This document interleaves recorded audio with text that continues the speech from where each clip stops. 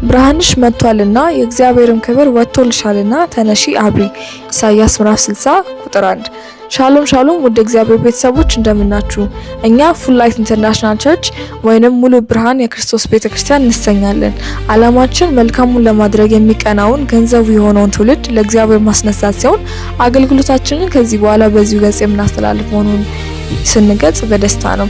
ፕሮግራሞቻችን ማክሰኞ ከ12 ሰዓት እስከ 2 ሰዓት የፈውስና የነጻ መውጣት ፕሮግራም፣ ሐሙስ ከ12 ሰዓት እስከ 2 ሰዓት፣ ቅዳሜ ከ4 ሰዓት እስከ 8 ሰዓት የፈውስና የነጻ መውጣት ፕሮግራም እንዲሁም እሁድ ከ4 ሰዓት እስከ 7 ሰዓት ያምልኮ ጊዜ ይኖረናል።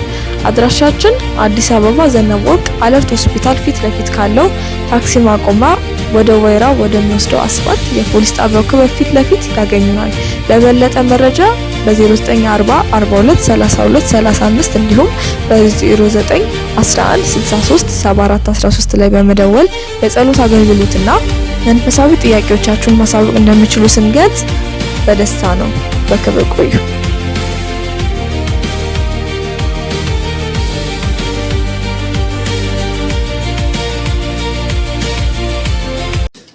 እንኳን ደህና መጣችሁ ማለት ፈልጋለሁ። ይሄ የሙሉ ብርሃን ቤተክርስቲያን የእሁድ አምልኮ ፕሮግራማችን ነው። ለመጀመሪያ ጊዜ በመካከላችን የተገኛችሁ እንኳን ደህና መጣችሁ ማለት እንፈልጋለን። እስቲ አጨብጭቡላችሁ፣ እንኳን ደህና መጣችሁ በላችሁ። እየተካፈላችሁ ህይወት እየተካፈላችሁ በረከት እየተካፈላችሁ ምን ማለት ነው? እንደመጣችሁ ያሆናችሁ ሜዳታችሁ ለውጥ አለ። በክርስቶስ ኢየሱስ ስም ነገሮች ይለወጣሉ። አምላካችን የለውጥ አምላክ ነው። ጌታን እጅግ አድርገን እናመሰግናለን። በቀጥታ ወደ መልእክቴ እገባለሁ። ዛሬ የምናገርበት የመልእክቴ ርዕስ መልካሙን የእምነት ገድል ተጋደል ክፍል 2። አሜን። መልካሙን የእምነት ገድል ተጋደል። እግዚአብሔር የተመሰገነ ይሁን። ሐዋርያ ጳውሎስ ነው እንግዲህ ይህንን ለእምነት ሁለተኛ ልጁ ለጢሞቴዎስ በአንደኛ ጢሞቴዎስ ምዕራፍ 5 ቁጥር 12 ላይ ምን አለው? መልካሙን የእምነት ገድል መንበል ተጋደል። ክርስትና ገድል ነው። በእግራችኋለሁ ለክርስቶስ ሕይወታችሁን ከሰጣችሁ ጊዜ ጀምሮ እናንተ ያላችሁት ተጋድሎ ውስጥ ያላችሁት። አሜን። ይሄ ተጋድሎ ደግሞ ምን አይነት ተጋድሎ ውስጥ ነው ሲባል ባለፈው እንደተመለከተው መልካም ተጋድሎ መልካም ገድል ነው። መልካም ገድል አምላካችን እግዚአብሔር መልካም ነው። አሜን። ገድሉም ደግሞ የተሰጠን ገድል ምን አይነት ገድል ነው? መልካም ገድል። ሃሌሉያ። ዛሬ ደግሞ እላችኋለሁ፣ እርሱን ደጋግሜ እነግራችኋለሁ፣ መልካሙን የእምነት ገድል ተጋደሉ። አሜን። ጌታ እጅግ አድርገን እናመሰግናለን። የእግዚአብሔር ቃል መልካም የእግዚአብሔር ቃል ተብሏል። ዕብራውያን ምዕራፍ 4:6 ቁጥር 4 ላይ ስትመለከቱ ምን ይላል? መልካሙን የእግዚአብሔር ቃልና ሊመጣ ያለውን የዓለምን ኃይል የቀመሱት ይላል። የእግዚአብሔር ቃል መልካም ነው። ኢየሱስ ክርስቶስ ዮሐንስ 10 ላይ ምን ተብሏል? መልካም እረኛ ተብሏል። እግዚአብሔር ይመስገን። እግዚአብሔር ይመስገን። ገድሉ ደግሞ አሁን እየተጋደልን ያለው ለክርስቶስ ሕይወታችንን ከሰጠንበት ጊዜ ጀምሮ አሁን እስካለንበት ጊዜ ድረስ ቅድም እንደነገርኳቸው ተጋድሎ ላይ ነው። እየተጋደልን ያለው ገድል ደግሞ ምን አይነት ገድል ነው? መልካም ገድል፣ ክፉ ገድል አለ። ባለፈው ሳምንት እንደነገርኳችሁ እኛ ቦምብ ታጥቀን ሰው መሃል ገብተን አጥፍተን አንጠፋም። እኛ ሕዝብ እናድናለን። አገር የማዳን ገድል ነው። ጌታ ይመስገን። ገድሉ መልካም ገድል። ለዛ ነው ሐዋርያ ጳውሎስ ማለት በቆላስይስ ምዕራፍ 2 ከ1 ጀምሮ እስከ 4 ስታነቡ ምን አለ? ስለ እናንተና በሎዶቅያ ስላሉት ፊቴንም በስጋ ስላላዩት እንዴት ያለ ትልቅ መጋደል እንዳለኝ ታውቁ ዘንድ እወዳለሁ። ልባቸው ሊጽናና በፍቅር ተባብረው በማስተዋል ወደሚገኝ ወደ መረዳት ሀብታምነት፣ በማስተዋል ወደሚገኝ ወደ መረዳት ብልጥግና እንዲደርሱ እጋደላለሁ። ለምን ሲባል የተሰወረ የጥበብና የእውቀት መዝገብ ሁሉ በእርሱ ነውና ይላል። ምን ማለት እንደሆነ ልንገራችሁ። ገድላችን መልካም ገድል ምንድን ነው አለ? በማስተዋል ወደሚገኝ ወደ መረዳት ባለጠግነት እንዲደርሱ በጸሎቴ ምን አደርጋለሁ? እኛ የምንጋደለው ሰዎች እንዲደርሱ ነው። ወዴት? በማስተዋል ወደሚገኝ ወደ መረዳት ባለጠግነት እግዚአብሔር ይመስገን። ሰዎች እንዲደርሱ ነው እኛ የምንጋደለው። መልካም ገድል ነው ገድላችን።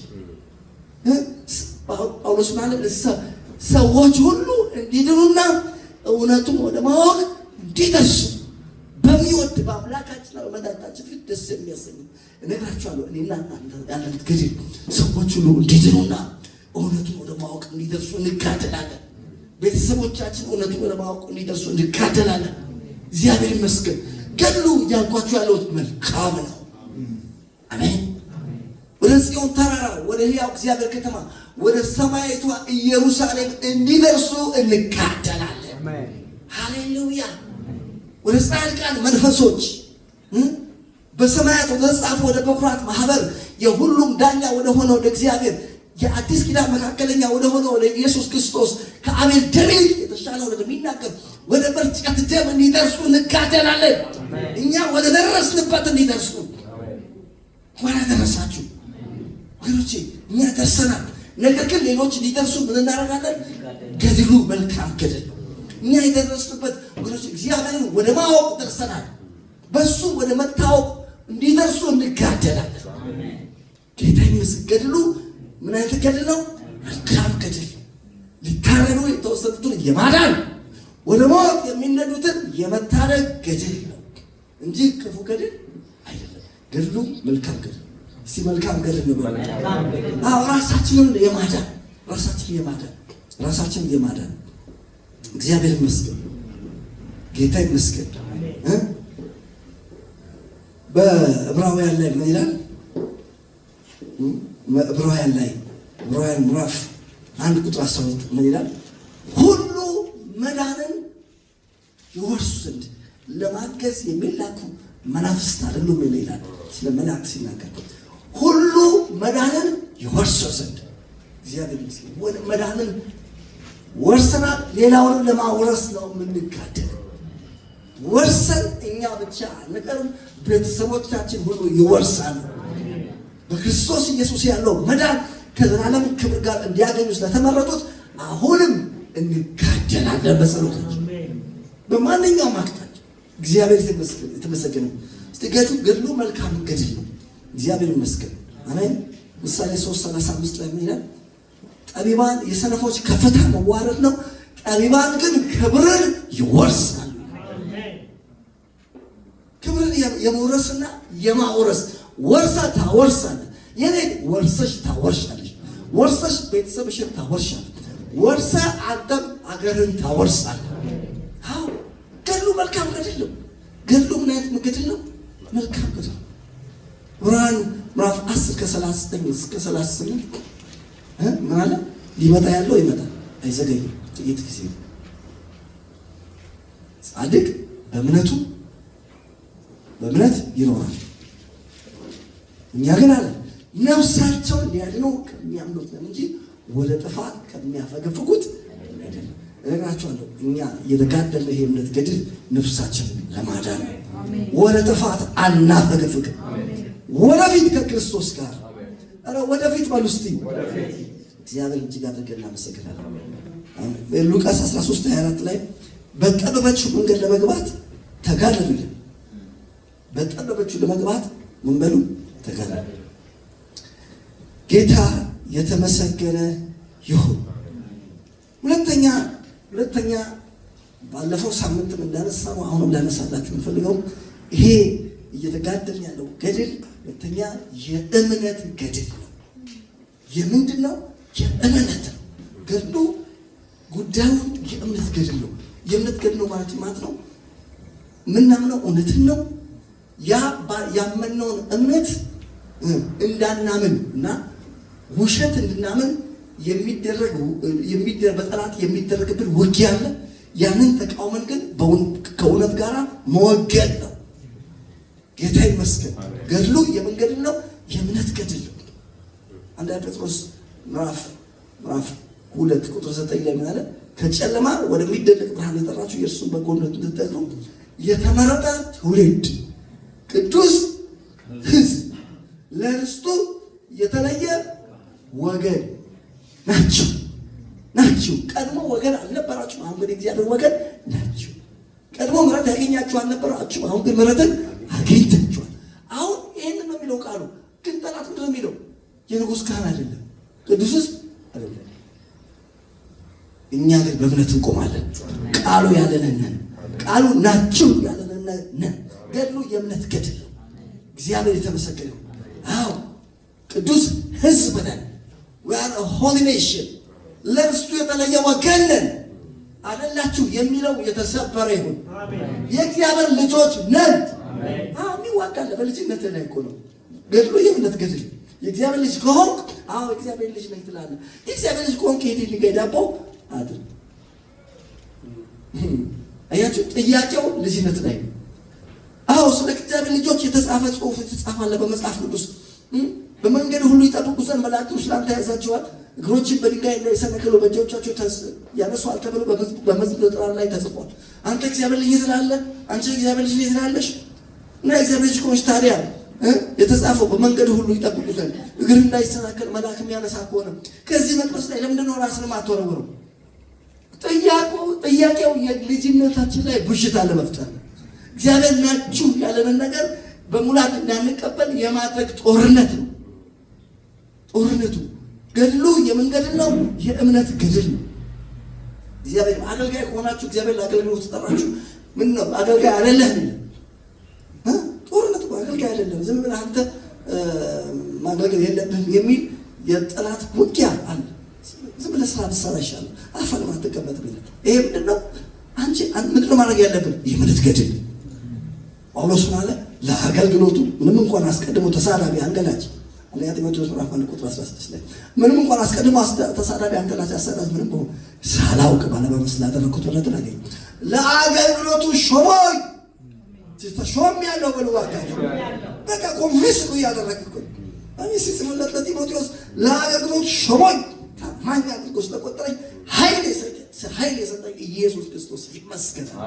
የእምነት ገድል ተጋድል አባቶቻችን ተመልከቱ። እዚህ የተጻፉት ቃላት ብዙ የምናውቃቸው በጣም የምንወዳቸው ንግግሮች ሁሉ እነ ዳዊት እየተጋደሉ ነው። መዝሙር 27 ላይ እኮ ዝም ብሎ አይደለም እኮ ዳዊት የሚናገረው እግዚአብሔር ብርሃኔና መድኃኒቴ ነው የሚያስፈራኝ ማን ነው እኮ ያለው።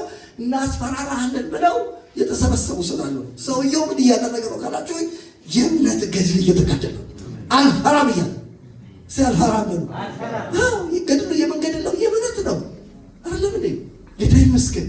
እግዚአብሔር ብርሃኔና መድኃኒቴ ነው የሚያስፈራኝ ማን ነው? የሚያስደነግጠኝ ማን ነው? እግዚአብሔር ለሕይወቴ ምን እያደረገ ነው? ሰውየው እየተጋደለ ነው። የመንገድ ነው ሰውዬ እየተጋደለ ነው ካላችሁ የእምነት ገድል። ሰራዊት ቢሰፍሩብኝ ልቤ አይፈራም ይላል። እግዚአብሔር ይመስገን አልፈራም ይላል። የሚያስፈራራው ነገር እኮ አለ። ከዛ የተነሳ ያንን ለመምታት ሰውየው ይናገራል። በሞት ጥላ መካከል እንኳን ብሄድ አንተ ከእኔ ጋር ነህና ክፉን አልፈራም አለ። ክብር ለኢየሱስ ይሁን። ምን እያለ ነው ካላችሁ ዝም ብሎ መልእክት እየጻፈ አይመስላችሁ። ገድል አልፈራም። አሜን። ሲያልፈራም በልስቱ ገድሉ የእምነት ገድል። ጌታ ይመስገን። መጋደል ማለት ምን ማለት ነው? ዛሬ በደንብ ሊገባበት የምፈልገው ነገር መጋደል ማለት ምን ማለት ነው? መጋደል ማለት መግደልና መሞት እኮ አይደለም እንዴ? ተጋድሎ ያለነው ትንቅንቅ ውስጥ እኮ ከጥላት ጋር እኮ እኛ እጅ በእጅ እኮ ገብተናል እኮ የተናነቀ ወደ ክርስቶስ ከመጣን ጀምሮ ያለነው ትንቅንቅ ላይ ነው። ውጊያ ላይ ነው ያለነው። ምክንያቱም ከዚህ በፊት ይህን ምሳሌ ንግድ ነበረና ወደ ክርስቶስ ከመምጣት በፊት ንግድ ዓለም ውስጥ ነበርኩ። ንግድ ነበርና ቢሆን አንድ ከተማ ይዤ ሄድኩና እዛ ከተማ ላይ ሰዎች በጣም ገዙት። ብዙ ሰዎች ወሰዱት ዕቃዬ። ከዛ ሌላ ከተማ ላይ ሲሄድ የዛ ከተማ ሰው ደግሞ የምሸጠውን ዕቃ በጣም አጣጣሉት። ምንም ዞር ብሎ ላየው አልፈለጉም። አንድ ሰው መጥቶ ሊገዛኝ ሲሰማ አልኩት ይህንን ዕቃ አሁን እዚህ ከተማ እናንተ ዝም ብላችሁ ትንቁታላችሁ እንጂ እንደዚህ የሚባል ከተማ ላይ ስንት ሰው ሲጋደልበት ነበር አልኩት። ስባል ሲጋደሉበት ነበር እዛ ከተማ ላይ ነው ማለት ስንት ሰው ሞተ፣ ስንት ሰው ቆሰለ። ያን ለቃለም ይሳተ በኋላ የቃሉ ክብደት ታወቀ። ዋው ለካ ግን መጋደል ማለት በጣም ከባድ ቃል እንደሆነ ተረዳሁ። ምን እያልኩ ያለ ነው ተጋድሎ ውስጥ ያለ ነው። ያችሁ ለዛ ነው በሮሜ ምዕራፍ 8 ከ12 እስከ 13 ላይ ምን ይላል? እንደ ሥጋ ፈቃድ ብትኖሩ ትሞቱ ዘንድ አላችሁ፣ የሰውነትን ሥራ በመንፈስ ብትገድሉ ግን በሕይወት ትኖራላችሁ። አያችሁ? ግን እኛ በቃ እንደ ሥጋ ፈቃድ እንድንኖርና እንድንሞት የሚፈልግ ሰው እያለ የዛ ሰውዬ ስም ማነው ታውቃላችሁ? ዲያብሎስ። ውጊያ ላይ ያለን እነግራችኋለሁ፣ አንሞትም፣ በሕይወት እንኖራለን፣ የእግዚአብሔር ማዳን እንናገራለን። ስለዚህ ጳውሎስ ምን ብሎ ጻፈላቸው? እንደ ሥጋ ፈቃድ ብትኖሩ ትሞቱ ዘንድ አላችሁ፣ የሰውነትን ሥራ ግን በሕይወት በመንፈስ ብትገድሉ። ስለዚህ ከሞትና በሕይወት ከመኖር ጋር ሲያያዝ ታዩታላችሁ። ተመልከቱ፣ ሌላው ተመልከቱ። ይህ ተጋድሎ ወይም ደግሞ ጠላት በእኛ ህይወት ላይ ሊያደርግ የሚፈልገው ነገር ወይም ደግሞ ሊያደርጋቸው የሚፈልጉት ነገሮች ምንድን ነው? ዋናው ትልቁ ፐርፐሱ፣ ዋናው ትልቁ ዓላማው የማርከስ ስራ ለመስራት የሚፈልግ። ለምሳሌ ጌታ ኢየሱስ ወደዚህ ምድር መጥቶ ካላቸው ነገሮች ያስለምበት ተጽፏል። እኔ እሳትን ልጥል መጣሁ ተነደደልኝ ምን ፈልጋለሁ። ሰይጣን ደግሞ አሁን ልክ እንደ ኢየሱስ ሰይጣን እስኪሆነ ነገር በለ ኢየሱስ እንዳለ ብትሉት እኔ ሰውን ላረክስ የመጣሁት ከረከሰልኝ ምን እፈልጋለሁ? የመጨረሻ የጠላት ዋናው ዓላማ ትልቁ ፕሮግራሙ ቅዱሳንን ምን ማድረግ ነው? ማርከስ ነው። የመጨረሻ ደግሞ ትልቁ ነገር በቤተ ክርስቲያን ለክርስቲያን ምን እንደሆነ ነገራችሁ መቀደስ ነው። ወገኖቼ ቅድስና በእጃችሁ አለ ማለት እናንተ እግዚአብሔር ማየት ትችላላችሁ። መጽሐፍ ቅዱስ ለዛ ነው ዕብራውያን ላይ ያለ ቅድስና እግዚአብሔር ማየት አይቻልም ይላል። ስለዚህ ቅድስና ወሳኝ። ሐዋርያ ጳውሎስ ለጢሞቴዎስ ሲጽፍለት በቤተ ክርስቲያን ውስጥ ሽማግሌዎች ሲመረጡ ካስቀመጣቸው ክራይቴሪያዎች መካከል አንደኛው ምንድነው? ጻድቅ ይልና ቅዱስ ይላል። አሁን በክርስቶስ ሁላችንም ተቀድሰናል። ነገር ግን የላይፍ ቅድስና እንደዛ ሰው ስታገኝ ምረጦ ሽማግሌ ያርካል። ስለዚህ ሆሊነስ እባካችሁ በእጃችሁ ላይ ያለው የከበረ ነገር ሌላ ነገር እንዳይመስላችሁ በጣም ውድ አሁን እናንተ ጋር ያለው አሁን አንዳንዶች እዚህ ወደ ቤተክርስቲያን መጣችሁ በጣም ነፃ ናችሁ፣ ልብሳችሁን በደንብ ለብሳችሁ ተረጋግታችሁ የእግዚአብሔርን ቃል መስማት የቻላችሁት በእጃችሁ ላይ አንድ ያለ ነገር ስላለ ያ ምን ነው ታውቃላችሁ? ቅድስና ነው። ቅድስና ማለት እንኳን ቤተክርስቲያን ልትገባ አይደለም ክርስቲያን ሰው በዛ ነው ወጥቶ ነው። በጣም ከባድ ነገር ነው። ቅድስና ጠፋ ማለት እውነቴን ነው የምላችሁ ድፍረታችን የሰላማችን ምክንያት የእረፍታችን ምክንያት ቀና ብለን የሄዳችን ምክንያት ሌላ ነገር ነው። ሆሊነስ ቅድስና ወሳኝ። ቅድስና በጣም ወሳኝ። አባቶቻችን እነ ዳንኤል ይሄ ነገር በጣም አሳስቧቸው ስለነበረ በነበሩበት ከተማ ላይ እዛ በነበሩበት ተማርከው ከሄዱ በኋላ ዳንኤል መጽሐፈ ዳንኤል ምዕራፍ 1 ቁጥር 8 ላይ ምን ይላል? በጣም አስገራሚ ነገር ነው። ተማርከው እኮ ሄደዋል። በምርኮ ሀገር በባቢሎን ናቸው ያሉት። እስራኤል በቃ ተበትኗል። ግን በቤተ መንግስት የነበሩት ዳንኤል እና ሌሎች አብሮ የነበሩ ወጣቶች ዳንኤል ዳንኤል ማለት በንጉሱ መብል እንዳይረክስ አሰበ ይላል። ብዙዎቻችን ስለ ዳንኤል የምናውቀው ታሪክና በጣም የምንደነቀው የአንበሳ አፍ መዝጋቱ ነው። የአንበሳ አፍ የመዝጋቱ ምክንያት ቅድስና ስለፈለገ ነው። በመጀመሪያ በልቡ አስቦ ነበር በንጉሱ መብል እንዳይረክስ። እነግራችኋለሁ ወገኖቼ፣ አማኝ ረከሰ ማለት በጣም ከባድ ችግር። የጠላት ዋናው ዓላማ ምንድን ነው? ማርከስ ነው። ማርከስ ነው። ስለዚህ ተጋድሎ የምን ተጋድሎ ነው ከተባለ ጠላት ምንድን ነው የሚፈልገው? የማርከስ ስራ ለመስራት የሚፈልገው። እኛ ደግሞ የእምነት ገድል እየተጋደል አንረክስም። ጌታ የተመሰገነ ይሁን። በዚህ በረከሰ ዓለም ላይ በቅድስና እንወጣለን፣ በቅድስና እንገባለን። አሜን። እምቢ እንላለን ለርኩሰት። ስጋና መንፈስን ከሚያረክስ ነገር ራሳችን እያነጻን በጽድቅ እንኖራለን። ገድሉ የእምነት ገድል ነው። ይህንን ከመርከስ ነፃ የምንወጣው የምንድነው በምን በማድረግ ነው? በመጋደል ነው። በምትሰሩበት መስሪያ ቤት ውስጥ የአንድ የመስሪያ ቤቱ ኃላፊ ከሆናችሁ ሰዎች አንድ ጉዳይ ልትፈጽሙላቸው ጉቦ ይዘውላችሁ ሊመጡ ይችላሉ። በፖስታ የታሸገ በጣም ብዙ ገንዘብ። እዛ ጋር የእምነት ገድል መጋደል አለብህ ወንድሜ። ጌታ የተመሰገነ ይሁን።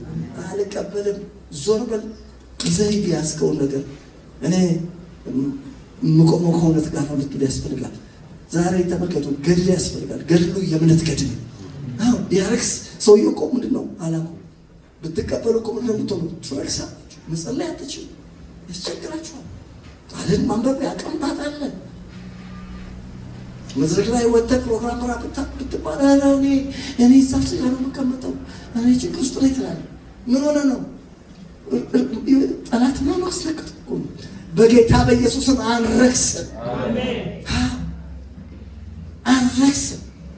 ተጋድሎ የመርከስና የመቀደስ ጉዳይ ነው። እኛ ጋር ያለው የመጨረሻ የቅድስና እኛ ጋር ያለው የመጨረሻ ጣሪያ ምንድን ነው ካላችሁ ሆሊነስ በመጽሐፍ ቅዱስ የተባለው ጴጥሮስ በአንደኛ ጴጥሮስ ምዕራፍ 8 ቁጥር 9 ማለት ምን ብሎ ተናገረ? እዛ ላይ የጠራችሁ ቅዱስ ነውና በኑሯችሁ ሁሉ ቅዱሳን ሁኑ። በቃ አሁን እኛ ሌላ እኮ ትግሉ እኮ ለመሆን ነው። እኛ የምንፈልገው ምን ለመሆን? በኑሯችሁ ሁሉ ቅዱሳን ነው። የጠራችሁ ምን ነው? የጠራችሁ ቅዱስ ነው። እነግራችኋለሁ። የጠራን ቅዱስ ነው። እግዚአብሔር ቅዱስ ነው። የተሰጠን መንፈስ ቅዱስ መንፈስ ነው። ሮሜ ምዕራፍ 1 ደስ ይለኛል። በነቢያቱ አፍ በቅዱሳት መጽሐፍት አስቀድሞ ተስፋ ለሰጠው ለእግዚአብሔር ወንጌል ተለየ ይላል። ስለ ጳውሎስ ለሚናገር ሐዋርያ ሊሆን የተጠራ ጳውሎስ የእግዚአብሔር ባሪያ ሐዋርያ ሊሆን የተጠራ ጳውሎስ በቅዱሳት መጽሐፍት በነቢያቱ አፍ በቅዱሳት መጽሐፍት አስቀድሞ ተስፋ ለሰጠው ለእግዚአብሔር ወንጌል ተለየ። ይህም ወንጌል በሥጋ ከዳዊት ድረስ ለተወለደ እንደ ቅድስና መንፈስ ይላል በኃይል የእግዚአብሔር ልጅ ሆኖ ስለተገለጠ ስለ ልጁ እርሱ ጌታችን ኢየሱስ ክርስቶስ። እዚህ ቦታ ላይ ምን ብሎ ተናገር? እንደ ቅድስና መንፈስ። ወገኖቼ መንፈስ ቅዱስ የቅድስና መንፈስ ነው። ክርስቶስ ኢየሱስ ነው የሕይወታችሁ ጌታና አዳኝ አድርጋችሁ ተቀበሉ። የተቀበላችሁት መንፈስ የቅድስና መንፈስ ነው። የእግዚአብሔር ቃል የሚቀድስ ቃል ነው። ዮሐንስ 17 ላይ ቃል እውነት ነው፣ በእውነት ቀድሳቸው ይላል። የተጠራነው ለቅድስና ነው። ለቅድስና ተጠርተናል። ቅድስና መታወቂያችን ነው። ዘጸአት ላይ በጣም የምወደው አንድ ቃል አለ። በካህናቱ ላይ በግንባራቸው ላይ በወርቅ የተሰራ ቅድስና ለእግዚአብሔር የሚል ይሰሩ ይላል። ለምን? በእግዚአብሔር ፊት ሞገስ እንዲሆንላቸው። ወገኖቼ ቅድስና ባንዲራችን ነው። ቅድስና አርማችን ነው። ቅድስና የምንፈልገውና የምንከተለውና የህይወታችን ዲስትኒ ነው። እግዚአብሔር የተመሰገነ ነው። ስለዚህ ተመልከቱ፣ የጠላት ሀሳብ ወይ ነው ውጊያው ምንድን ነው? ውጊያው የመንገድ ውጊያ ነው ካልከላችሁ ለማርከስ ነው ጠላት የሚፈልገው። ነገር ግን አንረክስም። በንጉሱ መብል አንረክስም። በዚህ ዓለም ሲስተም አንረክስም። አያችሁ፣ በጣም እኮ አስገራሚ ነገር ነው። ጌታ ኢየሱስ ክርስቶስ ታስታውሱ? ጌታ ኢየሱስ ክርስቶስ ጠየቁት መብላት ወደ ሆድ የሚገባ ምን አይልም አያረክስም። ከአፍ የሚወጣ ግን ከልብ የሚወጣ ያረክሳል። ከልብ የሚወጣ ያረክሳል። የት ታገኙታላችሁ መሰላችሁ? ማቴዎስ 15:18-19 ከሰው ልብ ውስጥ የሚወጣው ነው እሱ ሰውን የሚያረክሰው አለ። አያችሁ፣ ሰውን የሚያረክስ ነገር አለ። ኧረ በጌታ በኢየሱስም አንረክስም። አዎ ብዙ የሚያረክስ ነገር አለ። ውጊያው የእምነት ገድል ነው። በዚህ የእምነት ገድል ላይ የእምነት ገድል እንጋደላለን። ለምንድን ነው የምትጋደለው ከተባለ ላለመቅርና ላለመርከስ። ዳንኤል እንደተጋደለ በቤተ መንግስት ሆኖ በንጉሱ መብል እንዳይረክስ በልቡ አሰበ። እነግራችኋለሁ ዛሬ በልባችን በዚህ ምድር አሰራር ላለመርከስ በልባችን እናስባለን። ቅድስና ባንዲራችን ነው። ሰውን የሚያረክሰው ከሰው ልብ ውስጥ የሚወጣው ማለት ነው። ምንድነው? ዘረዘር፣ ስርቆት፣ በሐሰት መመስከር፣ ስንፍና፣ መግደል እያለ በዝርዝር በቃ ጌታ ኢየሱስ ያስቀምጦታል ታያላችሁ። ስለዚህ ተመልከቱ፣ ገድሉ የምን ገድል ነው? የእምነት ገድል ነው። የመርከስና የመቀደስ ጉዳይ የምን ጉዳይ ነው? የመርከስና የመቀደስ ጉዳይ ነው። ክብር ለእግዚአብሔር። ዛሬ ነገራችሁ አንረክስም። ሲያረክስም በሉ ቆሻሻውን ነገር አንነካም። እስኪ ቶሎ በሉና ማቴዎስ ላይ ይቅርታ ቆሮንቶስ ላይ እንሂድና በዚህ ቃል ላይ ተነጋግረን ከዛ ወደ ጸሎት እንመጣለን። ዛሬ በዚህ ጉባኤ ውስጥ የቅድስና መንፈስ ይለቀቃል። በምን በተለያየ ድካም ውስጥ ያላችሁ ሰዎች ካላችሁ እግዚአብሔር እንደገና ያነሳቸዋል። እግዚአብሔር የተመሰገነ ስለ ጻድቅ ስለተሰጠው ተስፋ። ጻድቅ 7 ጊዜ ይወድቃል፣ 7 ጊዜ ምን ያደርጋል? ይነሳል። ወድቀን አንቀርም፣ ተነስተን እንቀጥላለን። በምንም አይነት ሁኔታ ብንሆን የልጁ የኢየሱስ ክርስቶስ ደም ከኃጢአትም ያነጻል። ከአቤል ደም የተሻለ እንደምናገር ወደ ምርጫ ደም ደርሰናል። ዛሬ ጉባኤ በክርስቶስ ደም ይረጫል። እንደቀደሰ በስጋ ላይ የተረጨ የጌደራ አመድ ስጋን ለመቀደስ የሚጠቅም ከሆነ በዘላለም መንፈስ ራሱ ለእግዚአብሔር አሳልፎ የሰጠው የክርስቶስ ደም ሕያው እግዚአብሔር እንድታመልኩ ሕሊናችሁን ከሞተ ስራ እንዴት ያነጻል? ነግራችኋለሁ። ደሙ ያነጻል፣ ደሙ ይቀድሳል። እባካችሁ ደሙ አለን። አዎ ተመልከቱ። ጉዳዩ ገድሉ የመቀደስና የመርከስ ጉዳይ ነው። ቆሮንቶስ ላይ ሁለተኛ ቆሮንቶስ ላይ ምንድን ነው የሚለው? ምዕራፍ 7 ቁጥር 1 እና 2 እናያለን። እዚህ ጋር ተመልከቱ ምን እንደሚል ምዕራፍ 7 እንግዲህ ወላጆች ሆይ ይላል 7 የዚህ ተስፋ ቃል ካለን በእግዚአብሔር ፍርሃት ቅድስና ፍጹም እያደረግን ስጋንና መንፈስን ከሚያረክስ ሁሉ ራሳችንን እናንጻ። እዚህ ምድር ላይ አለ ትንሽ ደስ የማይል ቃል ልንገራችሁ አለ። ምድር ደስ የማይል ቃል ልንገራችሁ።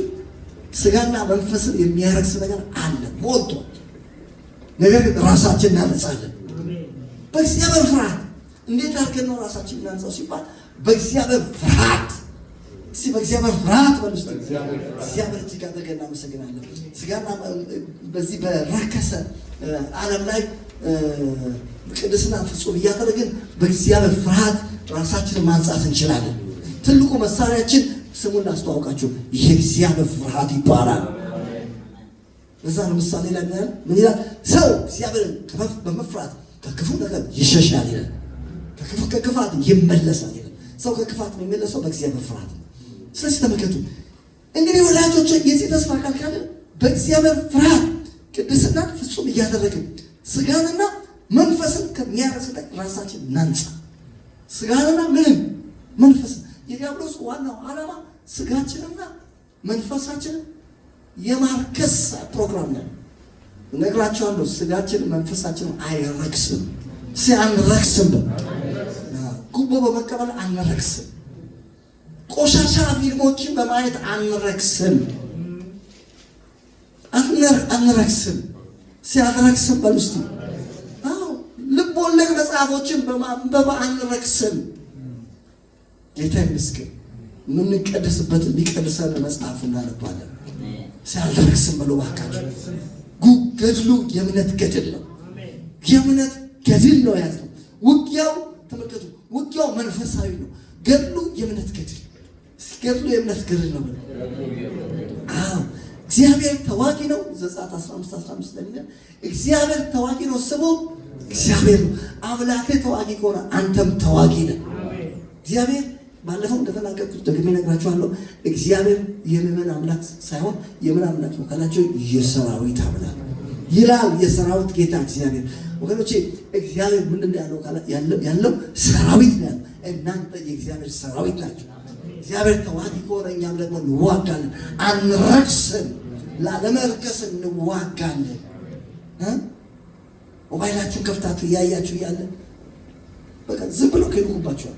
የሆነ ቆሻሻ ነገር ውስጥ ያመጡባችኋል። እያያችሁ በሰላም ያለ ጥልቅ ያለ ከዛ አንተ የእምነት ገድል ነው የምትገደው። ዞር በል ትልና ታስወግደዋለህ። ጌታ ይመስገን። እሱ እኮ ነው አሁን ውጊያው እኮ በቴክኖሎጂ የመርከስና የመቀደስ ጉዳይ። አሁን ሰው ፈልገ የማያምን ሰው እዛ ፈልገ አግኝተህ ጓደኛ ከሻይ እየጠጣ ምናምን እሱ ያለው ነገር ተናግሮ አረከስን ሳይሆን አሁን ሰውየው በቃ ቁጭ ብሎ ቤቱ ላይ የሆነ የማይረባ ነገር ሲናገር አንተ ስልክ ላይ ይመጣል። ነካ ስታረገው ሰውየው ይመጣብሃል። በቃ ከየት ሀገር እንደሆነ አይታወቅም። ከዛ ሀገር ሰላም ነው ብለህ ምን እያለ ነው ካልክ በኋላ ልክ አይተከጨረስክ በኋላ በቃ ያቆሽሻል። በጌታ በኢየሱስ ስም እንጋደላለን። ውጊያው እኮ በጣም በቴክኖሎጂ ሆነ። ውጊያው እኮ በጣም እጃችን ላይ ገባ። እጃችን ላይ ፈንጂ ይዘን ነው ይዞ ያለ። አጠቃቀሙን ካላወቃችሁ በስተቀር ተመልከቱ። የያዛችሁት ስማርትፎን እሱ ዛሬ ስሙን ላስተዋውቃችሁ ፈንጂ ነው። በደንብ በትክክል ካልያዛችሁት በአግባቡ ካልተጠቀማችሁበት ስልክ አወራበታለሁ ምናምን ስልክ ታወራበት ትችላለህ። ሌላም ደግሞ የጠላት መሳሪያ ሊሆን ይችላል። በትክክል ተጠቀም። እንደ ቢላ ማለት ቢላ ሽንኩርት ከትፍታለህ፣ ሌላ ነገር ደግሞ ለሌላ መጥፎ ነገር ሊሆን ይችላል። ስለዚህ ተመልከቱ፣ ገድሉ የእምነት ገድል ገድሉ የምን ገድል ነው? እስቲ የእምነት ገድል ነው በዚህ የእምነት ገድል ነው። ዛሬ በቅድስና መንፈስ እግዚአብሔር ይባርከናል። እንደገና ብድግ እንላለን። ሁለተኛ ቆሮንቶስ ምዕራፍ 6 ላይ ቶሎ ብለና እዛ ላይ ነው ተነጋግረን ከዛ ወደ ጸሎቱ ምን ሄደው ሁለተኛ ቆሮንቶስ ምዕራፍ 6 ገድሉ የምን ገድል ነው? የእምነት ገድል። ዛሬ የእምነት ገድል በሉ ባካችሁ። ጌታ የተመሰገነ ነው። የሚገርም እኮ ነገር ነው። እንግዲህ ወዳጆች የዚህ ተስፋ ቃል ካለ በእግዚአብሔር ፍርሃት ቅድስና ፍጹም እያደረግን ስጋንና መንፈስን ከሚያረክስ ሁሉ ራሳችን እንበላል እናንጻስ ያነጻለሁ በሉ። እግዚአብሔር እጅግ አድርገን እናመሰግናለን። እንዴት ነው የምናነጻው? አሁን እነዚህ ነገሮች እንመለከትና እንጨርሳለን። የመጀመሪያው ነገር ምን መሰላችሁ? የመጀመሪያው ነገር ተካፋይነት ያለን። የመጀመሪያው ነገር ባለመካፈል ስጋና መንፈስን። አሁን ውጊያው የእምነት ውጊያ ነው ብያችኋለሁ። ባለመካፈል አሁን እናንተ እዚህ ፕሮግራም እየተካፈላችኋል፣ ጸጋ እየተካፈላችሁ። ልክ እንደዚሁ የማያምኑ ሰዎችን ምንም ነገራቸውን ባለመካፈል ራሳችን እናነጻለን። አንካፈልም። ተመልከቱ፣ የመጀመሪያው ባለመካፈል የት መሰላችሁ? ምዕራፍ 6 ቁጥር 12 ላይ ከማያምኑ ጋር በማይመች አካሄድ አትጠመዱ። አልጠመድም ብሎ መጠመድ እኮ ማለት አንድ ጊዜ የማይረባውን ነገር ካየ በኋላ በለበል ለአምጣ ይላል። ተመለሰ በቃ እሱን ትፈልገዋለህ። ሰውየው ያም የረብሸውን ሰውዬ በቃ ትፈልግ እንደውም ስሙን ጽረው ሰርች አድርገው ልትገባ ትችላለህ። ተጠመድክ ማለት ዛሬ ወጥመድ ይሰበራል። አንጠመድም። መጠመድ ካለብን በመልካም ነገር ከእግዚአብሔር ሰዎች ጋር እንጠመዳለን። መልካም ከሚያስተምሩ ጋር፣ ቅድስና ከሚያስተምሩ ጋር። ጌታ ይመስገን። አሜን። መጠመድ ፈልገህ ማየት ካለብን በቃ ያንዱን ፓስተር እንትና ብለህ ትገባለህ። ወንጌላዊ እንትና ትልና የእሱን ትምህርት ደግሞ ትምህርት በዛ ተጠመድ። አሜን። ደግመህ ፈልገው 24 ሰዓት ቁጭ ብለህ ስታየው እደር ከፈለግ በነዛ ግን በኢየሱስ ክርስቶስም አንጠመድም። አንጠመድም። ከማያምኑ ጋር በማይመች አካሄድ አትጠመዱ። እግራችኋል። አሁን አትጠመዱ የሚለውን ዝም ብሎ በመስሪያ ቤት ማን ጓደኛ ይዘህ ከእሱ ጋር አትዙር አልልህም። እሱ በቀላሉ ትገላገለዋለህ። ሻይ ጠጣ ሲል በቃ አንተ ጠጣ እኔ አልጠጣም ትለዋለህ። ይሄኛው እኮ እቤት እኮ ተኝተህ እኮ እረፍት ላይ ነው ብለህ እኮ ስትነካ እኮ ነው ይመጣል። እንዴ ችግር እኮ ነው። በጣም በቀላሉ እኮ ነው። በቃ ሰውየው ይመጣል። ከአውሮፓ ሆኖ እዚህ ጋር አንተን የሚያቆሽሽ ነገር ሊያወራ ይችላል፣ ግን እንጋደላለን። ስለዚህ አንጠመድም እና ምን አለ ባለመካፈል ነው። ተመልከቱ፣ የማይረባ ነገር ካያችሁ በኋላ አይናችሁ ስጨርሱ በደንብ ይጽፋላችሁ። ቴንክ ዩ ፎር ዋቺንግ ይላል። ስላየን እናመሰግናለን ይላል። ምን ማለታቸው ነው? ተካፍለሃል ማለት ነው። ተካፍለናል። አሁን በጌታ በኢየሱስ ስም የተመታን የምንካፈለው ህይወት ነው። የምንካፈለው በረከት ነው። ከቅዱሳን ጋር ነው እንጂ ከማያምን ጋር ምንም የምንካፈለው ነገር የለን። ምንም ህብረት የለን። ጌታ ይመስገን። የመጀመሪያው ነገር ባለመካፈል ራሳችን ማንጻት ይችላል። ባለመካፈል ታሳልፈዋለህ፣ ፓስ ትለዋለህ ማለት ነው። ሶር ማለት ትለዋለህ ማለት ነው። እግዚአብሔር ይመስገን። በጌታ በኢየሱስ ስም የተሰበረ ይሁን። አሜን። አልካፈልም በል እስቲ። መካፈል ካለብን መልካም ትምህርት መልካም የሚያስተምረውን ተካፈል። እግዚአብሔር ይመስገን። 1 ሰዓት 3 ሰዓት ቁጭ ብለህ ተማር። የእነሱንም አንካፈል፣ ባለመካፈል። ሁለተኛው ተመልከቱ። ሁለተኛው ህብረት ባለማለት ህብረት አለመካፈል። ሁለተኛው ደግሞ ህብረት አለማለት። እነግራችኋለሁ፣ ህብረት አላረግም። ህብረት ባለማለት ተመልከቱ። እኛ የተጠራነው ለህብረት በአንደኛ ቆሮንቶስ ምዕራፍ 1 ቁጥር 1 ጀምሮ ምዕራፍ 1 ቁጥር 7-6 ላይ ታገኙታላችሁ። ወደ ልጁ ወደ ኢየሱስ ክርስቶስ ህብረት የጠራችሁ እግዚአብሔር የታመነ ነው። እነግራችኋለሁ፣ እኔና እናንተ የተጠራነው ወደ ልጁ ወደ ኢየሱስ ክርስቶስ ህብረት ነው። ወደ ጻድቃን መንፈሶች ነው። ህብረት ማድረግ አለብን። ወደ ጻድቃን ከነ ጳውሎስ ጋር ነው ህብረት ማድረግ አለብን። በሰማያት በተጻፈ ወደ በኩራት ከበኩራት ማህበሮች ጋር ነው። ህብረት ማለት ካለብን ከዳዊት ጋር ነው። እኛ ህብረታችን እባካችሁ ዝቅ አትበሉ። ለምን ትወርዳላችሁ? ደረጃችሁ ከፍ ብሏል። ያንተ ጓደኛ አብርሃም ይባላል። እኔ ህብረት ማድረገው ስሙን ንገርሽ የኔ ጓደኛ በጣም ወደው ብዙ ጊዜ ሐዋርያው ጳውሎስ ህብረት ከፍ ብሏል። በጌታ በኢየሱስ ስም ዝቅታ የተመታ ይሁን። ለዛ እኮ ነው እግዚአብሔር ካደረሰ በኋላ ከፍ ካደረገ በኋላ ለዛ እኮ ነው ብዙዎች እንደ ሰዎች ጥያቄ ተቀበሉ። እናንተ እንደው ወደ ክርስቶስን ተቀበልን ምናምን ካላችሁ በኋላ በጣም ታበዛላችሁ። ቆሮንቶስ፣ ሮሜ ምናምን ማለት የመጽሐፍ መጥቀስ ትወዳላችሁ። ጳውሎስ፣ ዮሐንስ ምናምን ማለት ትወዳላችሁ ይላሉ። አዎ ምክንያቱም ህብረት ማድረግ ጀመርና ወደዛ ደረስና ለዛ ነው ስላደረሰን ኢየሱስ ትላላችሁ ምናምን አሁን እንላለን። ለምን እግዚአብሔር ከነሱ ወደ ልጁ ወደ ኢየሱስ ክርስቶስ ህብረት ጠርቶናል። ህብረት የምናደርገው ከክርስቶስ ህብረታችን ከአብ ጋር ከልጁ ከኢየሱስ ክርስቶስ ጋር ነው ማለት። እኛ ከሌላ ነገር ጋር ህብረት የለንም። አሜን። ከልቦለድ ጋር ህብረት የለንም። ከቃና ከሚባል ቴሌቪዥን ጋር ህብረት የለንም። ህብረት የለንም። እስቲ ህብረት የለኝም በሉ እስቲ ልንገራችሁ። ሌላው ቀርቶ እንኳን ራሱ ከኢቢኤስ ጋር ነው ህብረት የለኝም። ህብረት የለኝም። ድንገት ምናምን የሆነ ዜናቸውን አንብቤ ከዛ በኋላ አጠፋው። ቀጥሎ ደግሞ የምናቀርብላችሁ እንደዚህ ነው ብሎ የማያባ ነገር ሲያቀርቡ ዞር በል ደሞናችሁ ስለተከታተላችሁን እናመሰግናለን። አልተከታተልኩም እኔ አልከታተልኩም። ሰውየው ተከታትያለሁ እንዴ? አልተከታተልኩም።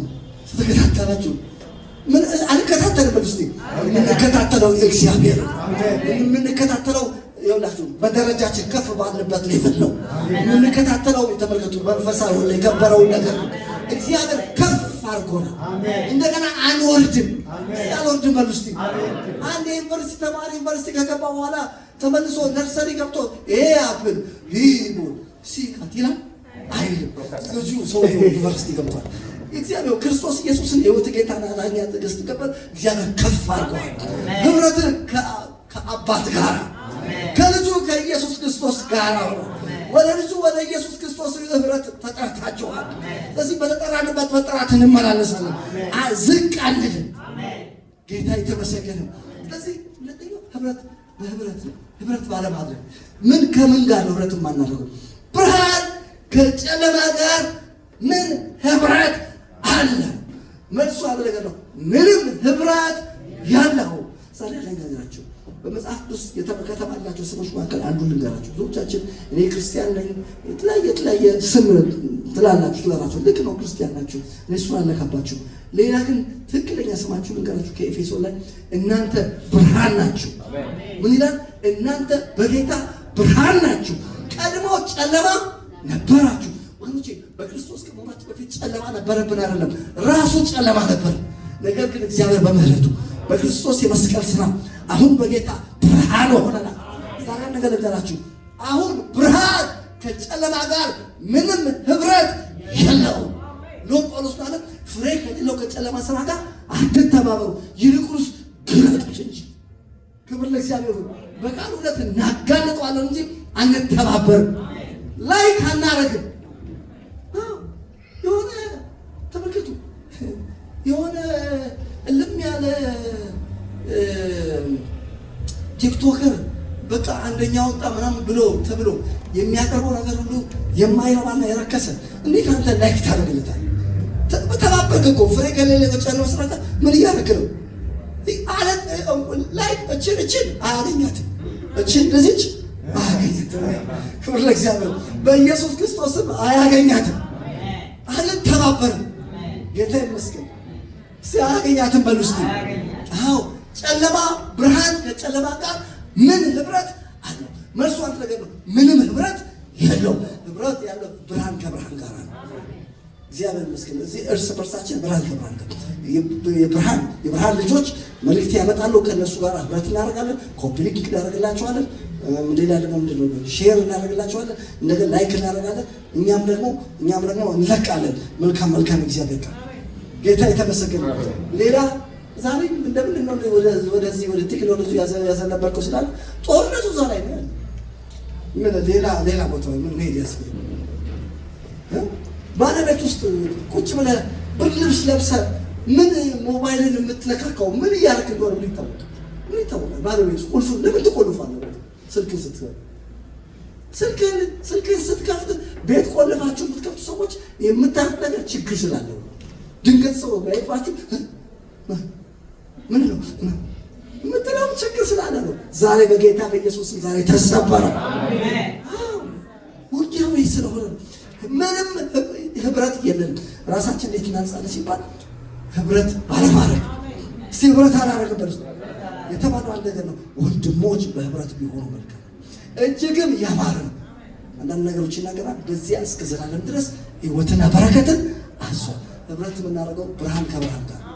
ስለዚህ እንዴት ራሳችን እናንጻ ሲባል ህብረት ባለማድረግ ማንኛውም ህብረት ከጨለማ ጋር ያለ አላስፈላጊ ህብረት ዛሬ በጌታ በኢየሱስ ስም ተሰበረ። ሲተሰበረ ህብረት የለም የሚሉትንም አንቀበል። አሁን አንድ ሰው መጥቶ አንተ ደካማ ነህ በቃ ያንተ ነገር በቃ ትጀምራለህ አይሆንልም ካለ ምንም ህብረት የለኝም አንተ የምትለው ነገር አልሰማም። የምሰራው ይከናወናል ተብሎ ተጽፎ ህብረት የለኝም ከምትለው ነገር ጋር አልተባበርም አልቀበልም። ምንም ህብረት የለኝም። እሱ ከጨለማው ከራሱ አፍልቆ ነው ያወራ ያለው። ብርሃን ከጨለማ ጋር ምን ህብረት አለ? አንተ እኮ በቃ ኃጢአተኛ ነህ ጌታን ሳታውቅ በፊት ምን አናውቅም ያው ቅዱስ ነህ ትላለህ። ከአንተ ጋር ህብረት የለኝም። አዎ ቅዱስ ነኝ። ህብረት የለኝም የምትለው ነገር አልቀበልም አልስማማም። ያንተን ሀሳብ አውግዤዋለሁ በክርስቶስ ኢየሱስ ገዝቻለሁ። ህብረት የለኝም። እዚህ ህብረት የለኝም ማለት እነሱ የሚሉንን አንቀበል። ማንኛውም ከጨለማው የሆነ ሰው በጌታ ያልሆነ ሰው የሚያወጣንን ስም አትስማማ። አንቀበልም። ህብረት የለንም። ስም ያውጣልን ከተባለ ከቤተ ክርስቲያን እናወጣለን ከፈለግን። ጌታ የተመሰገነ። ደግሜ እነግራችኋለሁ ብርሃን ከጨለማ ጋር ህብረት የለውም። እኛን በተመለከተ የሚያስቡትን አንቀበልም፣ የሚሉትንም አንስማማም። ስምምነት የለንም፣ ህብረት የለንም። ከዛ የተነሳ የምንለውን ተቀበለን የሚሉትን ተቀበለን እኛም ደግመን አንልም። ምን ነው አሁን በቃ ነገር አልቋል በቃ ተስፋ ያላት ብቻ ሀገር ምናምን ሲል ህብረት የለኝም ከምትለው ነገር ጋር አልተባበርም። እቺ ሀገር ተስፋ አላት። ቢያንስ አንተ አለ እንዴ ለዚህ ምድር ተስፋ ለማምጣት አንተ አለ። በአንተ የዚህ ምድር ቀንበር ይሰበራል። እዚህ ምድር ላይ ያሉ ቁሳን መናፍስቶች በእጅ በገባው በክርስቶስም ተጠርጋቸዋል። ምድሪቷ ተስፋ አላት። ህብረት የለኝም እዚህ ህብረት የለኝም በል ውስጥ ለምን ትተባበራለህ? እሱ የሚለውን ሰምተህ በቃ እየተወደደ ነው ኑሮ። ጤፍ ስንት ገባ? ምን ገባ? ወደፊት አሁን ኬክ አምጥተን ነው ገዝተህ የምንጠቀመው። ኖሮን እንገዛዋለን። ህብረት የለኝም ይኖረኛል። እሱ ይኖረኛል በል ውስጥ ጌታ የተመሰገነ። ኖሮን እንገዛዋለን። ኖሮን እንገዛዋለን። ህብረት የለንም፣ አንስማማም። እነሱ በፍርሃት ነው የሚኖሩት፣ እኛ አልፈራ። ሲያልፈራ መኖሪያችን የዘላለም አምላክ ነው። የሚያኖረን የወር ደመወዛችን አይደለም። የሚያኖረን የምንሰራው የምናገኘው የሚያኖረን ራሱ እግዚአብሔር ነው። ጌታ ይመስገን። እስከ ዛሬ ድረስም አኖረናል። ወደፊትም ምን ያደርገናል? ያኖረናል። የአገሪቷ ሁኔታ የኢኮኖሚ ወጣቱና መውረዱ ምንም የኛ ጉዳያችን አለ። ጉዳያችን ከአምላካችን ጋር ብቻ። አንተ ከአምላክ ጋር ሰላም ነው። ስለዚህ መኖር አይቀርም። ዛሬ እንዲህ በላችሁ ህብረት የለን፣ ከጨለማ ጋር ህብረት የለን። ስለዚህ ተመልከቱ፣ የምንቀደስበት መንገድ ህብረት ባለማድረግ። ሶስተኛውን ተመልከቱ። ሌላው በእግዚአብሔር ፍርሃት ቅድስናን ፍጹም እያደረግን ስጋና መንፈሳችንን ማንጻት የምንችልበት ሌላው ደግሞ ምንድን ነው? ባለመስማማት። ክብር ለእግዚአብሔር። አለችው ባለመስማማት። አሜን። ሲብን ባለመስማማት። አትስማ አትስማማ። መስማማት ያለብህ ከማን ጋር እንደሆነ ወቁ። ባለመስማት ምንድን ነው የሚለው?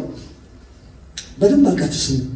ክርስቶስ ከቤልሆር ጋር ምን መስማማት አለው? ምን ማለት ነው ነገራችሁ? ክርስቶስ ከቤልሆር ጋር፣ ቤልሆር ማለት ሰይጣን ማለት ነው። ክርስቶስ ከሰይጣን ጋር ምንም መስማማት የለም። ተረት አለ እዚህ ሀገር ላይ አንድ ሴት ሰይጣንና ክርስቶስን ለማስታረቅ እንትን ያለች ነው። ውሸት ነው። ክርስቶስና ሰይጣን ሊታረቁ አይችልም። እግዚአብሔር ምንድን ያለ? በአንተና በዘርና በዘሯ መካከል ጠላትነትን አድርጋለሁ። ተመልከቱ፣ በእባቡና በሴቲቷ ዘር መካከል ጠላትነት አለ። ጠላትነቱ እየቀጠለ ነው። ስለዚህ ምንም መስማማት የለም። እስኪ አልስማማም ነው። ማንኛውም ተመልከቱ፣ ማንኛውንም ከሰይጣን የሆነ ነገር ሁሉ ምንም ስምምነት የለም። በቃ አንተ እያነስክ ነው የምትሄደው። ሳይህ በቃ ትላንትና ይልቅ እንዲሁ እያነስክ ነው የምትሄደው። ወደፊትም የሚጠብቅ ማነስ ነው ሲልም አልቀበልም፣ አልስማማም። እኔ አልስማማም የምትለውን ነገር አልስማማም። እኔ ስለ እኔ ልንገርህ፣ ጻድቅ እንደ ዘንባባ ያፈራል፣ እንደ ሊባኖስ ዝግባ ያድጋል። ለምን ሲባል በእግዚአብሔር ቤት ተተክያለሁ። አትስማማ፣ አልስማማም። ባለመስማማት በሚመጡ ሀሳቦች በተለይ በሶሻል ሚዲያ በተለያየ አቅጣጫ ሀሳቦች እየተንሸራሸሩ ብዙ ሀሳቦች እየመጡ ባለን በሚመጡትን ሀሳቦች ምን አንልም፣ አንስማማ። ክርስቶስ ከቤልሆር ጋር ምን መስማማት አለ? መልሱ ምንድን ነው? መስማማት የለውም ነው። የለውም መልሱ። ክርስቶስና ሰይጣን ሊስማሙ አይችሉም። ስለዚህ ተመልከቱ፣ ራሳችሁ ማንጻት የምችሉት በአንድ ነገር ነው፣ ባለመስማማት። ጉቦ እንቀበል ምን ችግር አለ ምናምን ብሎ አብረው የሚሰሩ አለቆችን ጉቦ መቀበል አለብን ሲሉ አትስማሙ። እንዴት እስከ ስራ እንወጣለን? እሱ የሚለውን ካልሰማን እሱ አለቃችን ነው ያባረረናል። ንገርን። ይኸውልህ መንግስት እግዚአብሔር ነው። ይኸውላችሁ ቢያባሩሽ ከዛ ከ20 ሺህ ብር እኮ ነው ቢያባሩሽ።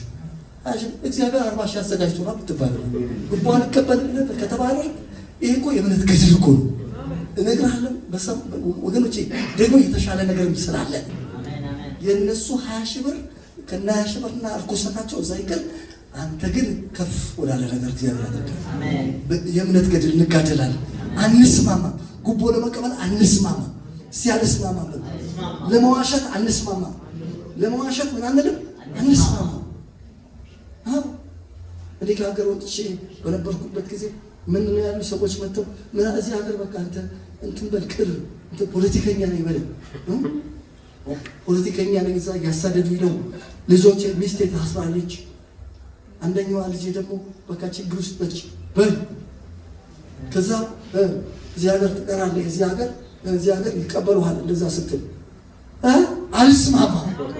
ሲያልስማማ ሚስቴ አልታሰረችም፣ ልጄም ችግር ውስጥ አይደለም። እነሱ በሰላም እየኖሩ ነው። በሰላም መኖራችን እንቀጥላለን። አልስማማ በል ከዛ እዚህ ሀገር ስመጣ ምናምን ያለው እሱ አንተ አብዳል ይላል። ምን አብዳለሁ? ጤነኛ ነኝ። አንተ ነህ ጌታ ይመስገን። እና ደግሞ አገኘች ነው። እኔ ግን በዛው የምትቀር መስሎኝ ነበር። ምን ማለት ነው? አልስማማ። በክርስቲያን ውስጥም ይምጣ በዓለማዊ ውስጥም ይምጣ ምን አለንም አንስማማ። በጽድቅ ነው የምንቆመው። ስለዚህ ተመልከቱ፣ ራሳችን ብናነሳ በማለማለት ነው ባለመስማማት ከማን ጋር? ከሰይጣን ጋር ከቤልሆር ጋር አንስማማ።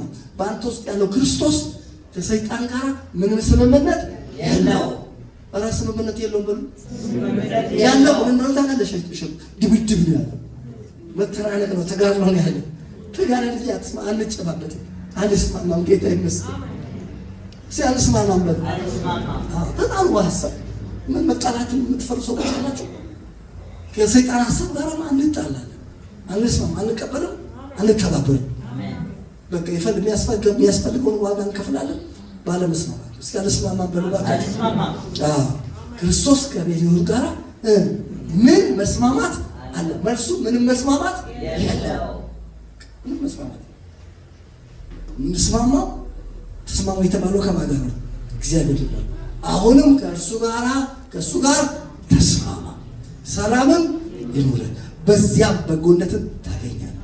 የኦፊርን ወርድ በአፈር ውስጥ ብትጥል እርሱ ራሱ የሚብለጨለጭ ብርና ወርቅ ይሆንልሃል። ምንስማማው ከእግዚአብሔር ጋር፣ ምንስማማው ከቃሉ ጋር። ከዛ ውጭ ግን ሌላ ስምምነት የለን።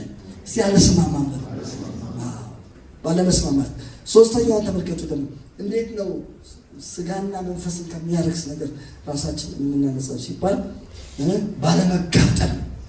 አትጋጠም። መጋጠም ካለብህ ከአማኝ ጋር ተጋጠም። መገጣጠም ማለት መጋጠም፣ ባለመጋጠም ምን ይላል? ቁጥር 16 ላይ ለእግዚአብሔር ቤተ መቅደስ ከጣዖት ጋር ምን መጋጠም አለው? መልሱ ምንም መጋጠም የለውም። የእግዚአብሔር ቤተ መቅደስ ከጣዖት ጋር ምን መጋጠም አለው? መጋጠም አንድ ጓደኛችን ነበር። ራሱ ይሄ እንኳን በእንትንም ሊሆን ይችላል፣ ራሱ በፊዚካሊ እንኳን ሊሆን ይችላል። አንድ ጓደኛችን ነበርና ወደ ጌታ እንደመጣን አካባቢ ጌታ ተቀበልን። በቃ ደስ ብሎን ጓደኛ ማቾች 3 ነበርና አንድ ጓደኛችን ከኛ ተለይቶ በየቻችሁ ባሁን ስንሄድ ከሌላ አንድ ከማያምን ሰው ጋር እናገኘዋለን። ምንድነው አንተ ለዚህ ሰው ጋር በጣም አላበዛኸው? ነው እየመሰከርኩለት ነው። በኋላ በቃ እሺ እየመሰከርለት ነው ብለን ስናል አንድ ሳምንት ሌላም ጊዜ እንደዚህ ስንመለከት ባሉ ጊዜ እንዴ ምስክርነት አላልክም እንዴ? ምስክርነት ከዚህ ጋር ዝም ብሎ ከሱ ይዘት መዞር ነው ያለው እና ነገር ነው። ስነ ስርዓት ያዝ። ከዚህ ሰው ጋር አቆመን። ገና ወደ አዲስ ክርስቲያኖች ገና 1 ወር 2 ወር የሆነ ሰው 3ቱ ግን በቃ ተቀጣጥተናል በጌታ ነው እና ሌላው አልፈለገም። ከልጁ ጋር በቃ በየመንገዱ ከሱ ጋር መጨረሻ ላይ ምን እንደሆነ ተብላችሁ ጌታ እንዲክታል ምን ያስካቢ ያጋጥማል። ዘመዴ ነው፣ አጎቴ ስለሆነ ዝም ብለህ በየሳምንቱ እሱ ቤት እየሄድክ የምትቀመጠው አጎቴ ነው። የሆነ አጎቴ በቃ በቤት ካለብህ አባይ ቤት ነው እናትሄድም እነግራቸዋለሁ። የእግዚአብሔር ቤተ መቅደስ ከጣዖት ጋር ምንም መጋጠም የለውም። አንዳንዱ በቃ ይጋጠማል፣ ይያያዛል፣ በቃ አይላቀቅም። የሆነ ወገኖቼ እናት ይሁን አባት ይሁን አክስት ይሁን አጎት ይሁን ዘመድ ይሁን ተመልከቱ፣ ነገሮችን በልክ ነው። አናከብራቸው የማያምኑ ቤተሰቦቻችን አለ እናከብራቸው አባቶች እናቶቻችን እግዚአብሔር ይባርካቸው። ከዛ በተረፈ ሌላ ሀሳብ ቢያመጡ እናትና አባት ቢሆን አልጋጠም። እኔ አባትና እናቴ አንድ ጊዜ ጠየቀኝ። አባቴ ጠየቀኝ፣ አንተ እዚህ ሰፈር ውስጥ ስላንተ ተሰምቷል አለኝ። ምንድን ነው የሰማው? ጴንጤ ቤተክርስቲያን ስትገባ ታይተሃል አለ። አዎ ገብቻለሁ ታይቻለሁ አይደለም እኔም ገብቻለሁ። አሁን እንዲህ ይፈል ተገብያለሁ። ጌታ የተመሰገነ አሜን። ከዛ በኋላ ምን አለኝ? በቃ እንግዲህ አንተ እንደምታውቀው እኔ ካህን ነኝ፣ የኦርቶዶክስ ቤተክርስቲያን ቄስ ነኝ። አንተ የምትለው ነገር ኢየሱስ የምትለው ነገር ምርጫዬ ነው ካልክ ቤቱን ለቀህ ትወጣለህ፣ ቤተሰብን ለቀህ ትወጣለህ አለ እና አይ እኔ ኢየሱስ የሚለውን አቁሜ ቤተሰቤ ጋር የምፈልገው እወዳለሁ። ቤተሰቤ ከሆነ እሱን ትተህ ክርስቶስን ከተውክ ከእኛ ቤተሰብ ጋር ትቀጥላለህ። አይ እሱን አልተውም ካልክ ደግሞ ከቤት ትወጣለህ። ይህ ነገር አስብበትና ከ3 ቀን በኋላ ትነግረኛለህ አለ። ስማ ፋዘር አልኩት፣ እንዴ 1 ሲደመር 2 መሆኑን ለመንገድ ላይ 3 ቀን ያስፈልገኛል እንዴ? አሁን እነግርሃለሁ አልኩት። ከመለክሲያለሁ ምርጫ ቤቱን ለቆ መሄድ ነው። ለምን ነው የምጋጠመው? አልጋጠምም። አባቴ ነው፣ እወደዋለሁ፣ አከብረዋለሁ። በጣም ከቤተሰቦቼ እኔ በጣም የመጀመሪያ ልጅ ነኝ። አባቴ በጣም ነኝ የሚወደው። ነገር ግን በክርስቶስ ነገሩ መጣ። ምን ማድረግ ይቻላል? ምን ማድረግ ትችላለህ? እንዴት አድርጌ ልጋጠም እንዴ? ክርስቶስን ትቼ ቀንበሬን የሰበረልኝ ልቤን ህይወቴን የለወጠው ያሳረፈኝን ጌታ በእውነት በህይወቴ ተቀይሯል። ከፍተኛ ደስታና እርካታ ውስጥ ነው ያለው። በጌታ በቃ ተደስቻለሁ።